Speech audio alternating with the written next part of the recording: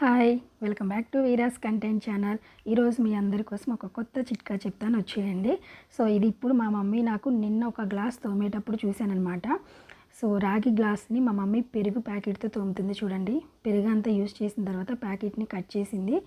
దీంతో ఓన్లీ పెరుగు packet cut చేసిన దాంతోనే తోముతుందండి. దీంట్లో ఎలాంటి లిక్విడ్ కూడా యూజ్ చేయలేదు. అండ్ ఆ గ్లాసు బిఫోర్ ఎట్లా ఉందో ఆఫ్టర్ ఎట్లా ఉందో కూడా మీకు ఇప్పుడు ఈ వీడియోలో చూపిస్తాను. చూస్తున్నారు కదా ఎలా క్లీన్ చేస్తుందో.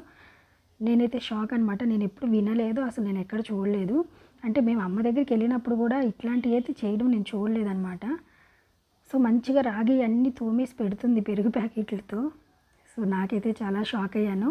సో ఇది మీ అందరికీ చూపించాలి అనేసి నేను వీడియో తీయడం జరిగింది. చూసారు కదా బిఫోర్ ఎట్లా ఉందో ఇప్పుడు ఎట్లా ఉందో గ్లాస్. ఇంత తేడానా? అండ్ దీంట్లో ఎలాంటి లిక్విడ్ కూడా మనం యూస్ చేయలేదు, ఓన్లీ పెరుగు ప్యాకెట్తోనే చేసింది. సో ఈ వీడియో మీ అందరికీ నచ్చితే లైక్ చేయండి. Thank you.